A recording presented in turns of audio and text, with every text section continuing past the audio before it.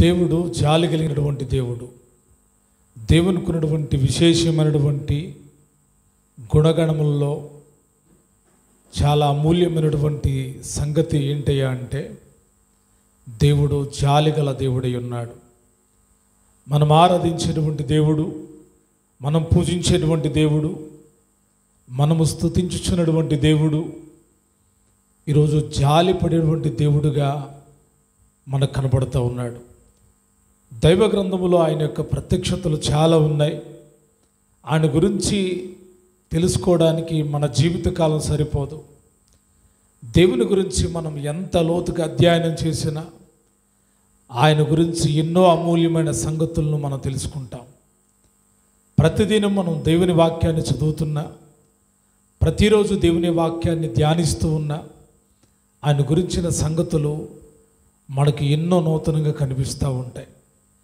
అయితే ఈరోజు మనం ఆయనలో ఉన్న జాలి గుణాన్ని గురించి కొన్ని విషయాలు నేర్చుకుందాం. ఆయన జాలి గల దేవుడు. తన పిల్లల ఎడల ఆయన జాలి చూపించేటువంటి వాడై ఉన్నాడు. తన తట్టు తిరిగిన వారి ఎడల ఆయన జాలి చూపించేటువంటి దేవుడై ఉన్నాడు. ఆయనే కనుక జాలి చూపించకపోతే మనము కృప పొందుకునే వాళ్ళము కాము. ఆయనే కనుక జాలి చూపించకపోతే మనము నేటికి సజీవులంగా ఉండేవాళ్ళం కాదు. దేవుడు తన మహత్తరమైనటువంటి కృపను మనకు అనుగ్రహించడానికి గల కారణం ఆయన మన ఎడల జాలి చూపించడమే. ఎలాగ దేవుడు జాలి చూపిస్తాడు, ఎవరి ఎడల దేవుడు జాలి చూపిస్తాడు అనే విషయాల్ని, వాక్యములో ఉన్న అద్భుతమైన సంగతులను మనం ధ్యానం చేద్దాం. మొదటిగా యెషయా గ్రంథం 55వ అధ్యాయం 7వ వచనాన్ని చదువుతున్నాను, గమనించండి. భక్తిహీనులు తమ మార్గమును విడువవలెను, దుష్టులు తమ తలంపులను మానవలెను. వారు యెహోవా వైపు తిరిగిన ఎడల ఆయన వారి యందు జాలిపడును. వారు మన దేవుని వైపు తిరిగిన ఎడల ఆయన బహుగా క్షమించును. ప్రవక్త అయినటువంటి యెషయా ఈ మాటలు రాస్తూ ఉన్నాడు. భక్తిహీనులు తమ మార్గాలు విడిస్తే, దుష్టులు తమ తలంపులు మాని వారు దేవుని తట్టు తిరిగితే, యెహోవా తట్టు తిరిగితే ఆయన వారి ఎడల జాలిపడి వారి యొక్క పాపాలను వారిని బహుగా క్షమిస్తాడు అంట. రెండవ విషయాన్ని చెప్తున్నాను, చదువుదాం. ఆయన ఎవరు యందు జాలి పడతాడు అంటే, కీర్తనల గ్రంథం 103వ కీర్తన 13వ వచనం. తండ్రి తన కుమారుని ఎడల జాలిపడినట్లు యెహోవా తన యందు భయభక్తులు గల వారి ఎడల జాలిపడును. రెండవదిగా దేవుడు ఎవరి యందు జాలి పడతాడు, ఎవరి మీద జాలి పడతాడు అని వాక్యంలో రాయబడి ఉందంటే, తండ్రి తన కుమారుని ఎడల జాలి పడినట్లు యెహోవా తన యందు భయభక్తులు గల వారి ఎడల జాలిపడును. ఇక్కడ రెండు విషయాల్ని కీర్తనకారుడు వివరిస్తున్నాడు. దేవుడు ఎలాగ జాలి చూపిస్తాడో చెప్తున్నాడు. ఒక తండ్రి తన బిడ్డల ఎడల జాలి చూపించినట్లుగా దేవుడు తన యందు భయభక్తులు గల వారి మీద, భయభక్తులు గల వారి ఎడల ఆయన జాలి చూపిస్తాడు. అంటే తండ్రి బిడ్డలకి సంబంధం చెప్పాడు, కానీ ఇక్కడ అంటాడు భయభక్తులు గల వారి మీద. ఎవరైతే దేవుని యందు భయభక్తులు కలిగి ఉంటారో వారు అనుకుంటారు, మాకే ఆశీర్వాదం కలగట్లేదు, మాకే దీవెన కలగట్లేదు, మాకే మేలులు కలగట్లేదు అనుకుంటున్నారు. ప్రభుపేట చెప్పే విషయం ఏంటంటే, నీవు దేవుని యందు భయభక్తులు కలిగి ఉండడం మూలాన దేవుడిని ఎడల జాలి చూపిస్తూ ఉన్నాడు. భయభక్తులు పోతే ఆయన నీ మీద జాలి చూపించడు.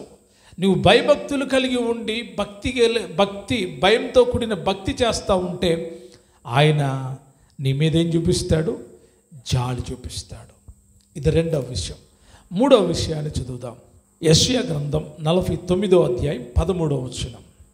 శ్రమనొందిన తన జనుల యందు జాలిపడి యెహోవా తన జనులను ఓదార్చి ఉన్నాడు.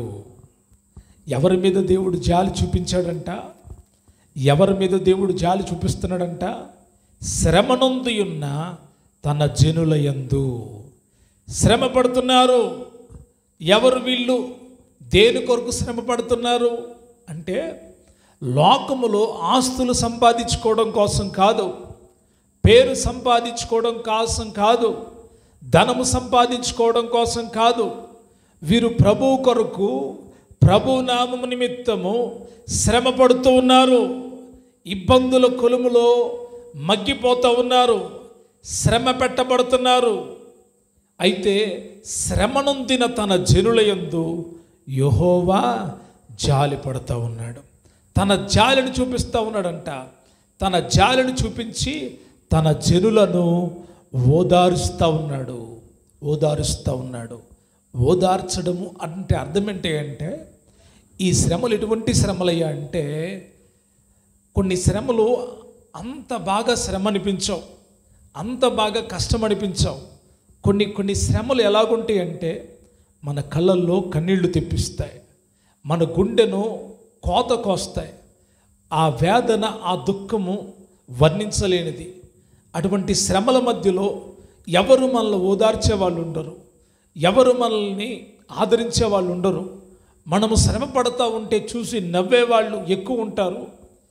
మనము శ్రమ పడతా ఉంటే మనల్ని చూసి హేళన చేసేవాళ్ళు ఎక్కువ మంది ఉంటారు.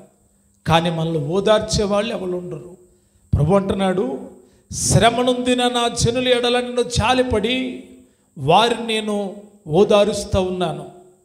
వారు దుఃఖములో ఉన్నారు, వారిని నేను ఓదారుస్తూ ఉన్నాను. చాలామంది ఓదార్పు లేక ఉంటున్నారు ఈరోజు.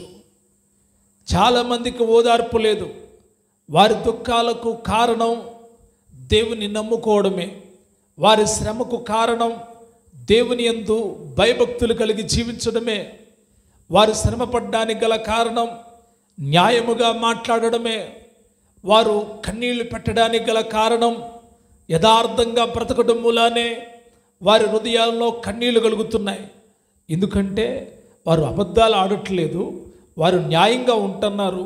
కాబట్టి ప్రజలు వారిని అసహించుకుంటూ తమతో చెడు చేయడానికి కలవని ప్రజల్ని వారు ద్వేషిస్తూ అనరాని మాటలని ఇష్టానుసారంగా ద్వేషిస్తూ ఉంటే, దేవుని పిల్లలైన హృదయాలు, దేవుని పిల్లల యొక్క హృదయాలు గాయపరచబడి, శ్రమ పెట్టబడి, ఓదార్పు లేక ఉంటా శ్రమల మధ్యలో, ఇబ్బందుల మధ్యలో, ఇరుకుల మధ్యలో నలిగిపోతూ కృంగిపోతూ ఉంటే, ఆయన తన జనుల ఎడల తన కొరకు నిలవబడి తన నామము నిమిత్తము శ్రమలను భరిస్తూ, అవమానాలను భరిస్తూ, కన్నీళ్లు విడుచున్న వారి ఎడల ఆయన తన జాలి చూపించి ఓదార్చే దేవుడై ఉన్నాడు.